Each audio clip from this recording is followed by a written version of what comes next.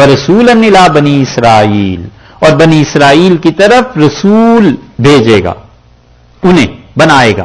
ابھی بشارت کی بات چل رہی ہے. اب کیا بات؟ القصہ وہ پیدا ہوئے، اللہ نے انہیں رسالت دی، سارے مراحل پیش آئے.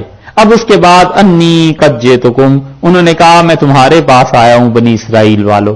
بنی اسرائیل کی وہ بھیڑیں جو بچھڑ گئی ہیں، یہی آیا ہے نا بائبل میں کہ میں ان بھیڑوں کے لیے آیا ہوں جو اپنے راستے سے گم ہو گئی ہیں.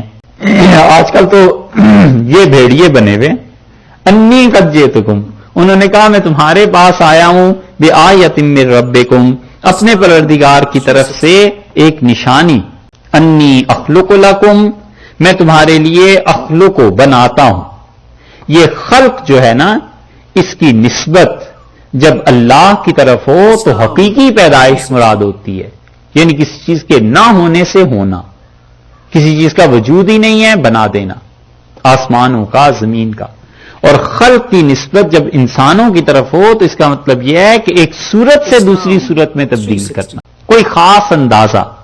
انی اخلق لکم، میں تمہارے لیے بناتا ہوں، یعنی کیا؟ من الطین، مٹی سے بناتا ہوں.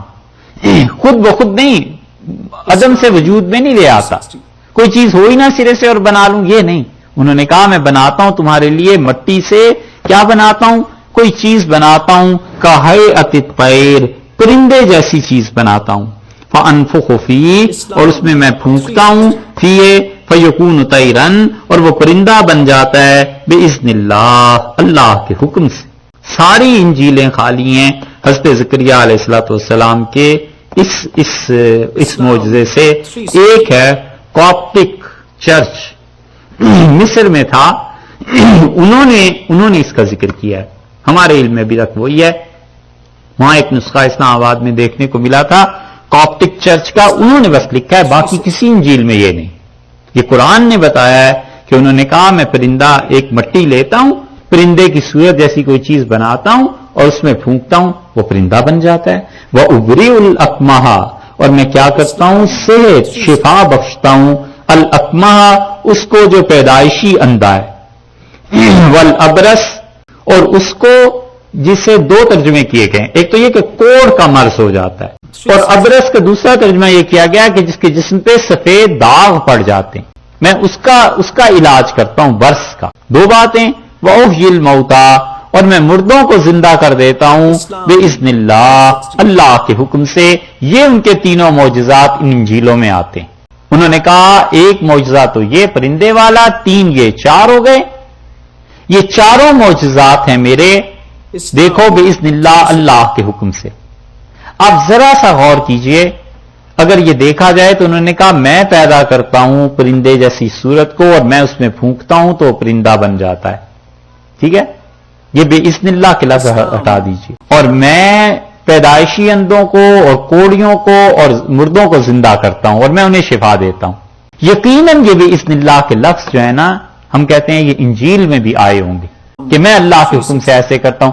انہوں نے جب خدا ثابت کرنا تھا انہیں تو بِإِذْنِ اللہ کے لفظ اڑا دی اور باقی چیزیں رہنے دی کہ عیسیٰ علیہ السلام آئے اور انہوں نے کہا میں مردوں کو زندہ کرتا ہوں، میں یہ کرتا ہوں، میں یہ کرتا ہوں.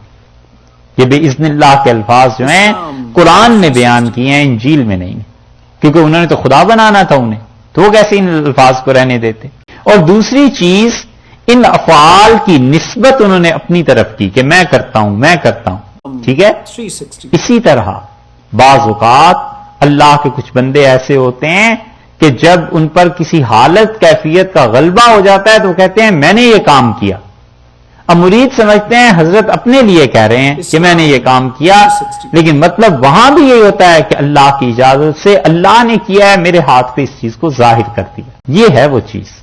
وَأُنَبِّئُكُمْ، انہوں نے کہا میں تمہیں بتاؤں گا، بِمَا تَأْكُلُونَ، جو چیز تم کھاتے ہو اپنے گھروں میں، وَمَا تَدَّخِرُونَ فِي بُيُوتِكُمْ، اور جو چیزیں تم اپنے گھروں میں چھوڑ کے آتے ہو نا، تم میری مجلس میں آؤ میں تمہیں وہ بھی بتا دوں جو کھا کے آ رہے ہو، جو چھوڑ کے آ رہے ہو میں وہ بھی بتاتا ہوں. یہ میری نبوت کی صداقت ہے. ان فی ذالک، اور اس میں لآیۃ، نشانی ہے. یہاں پر آیا بظاہر واحد ہے لیکن حقیقت میں جمع ہے، اس لیے اس کا ترجمہ یوں کرنا چاہیے کہ ان فی ذالک لآیۃ، اس میں بڑی نشانیاں ہیں، لکم تمہارے لیے، ان کنتم مومنین، اگر تم ایمان والے ہو تمہارے لیے بڑی نشانیاں ہیں اس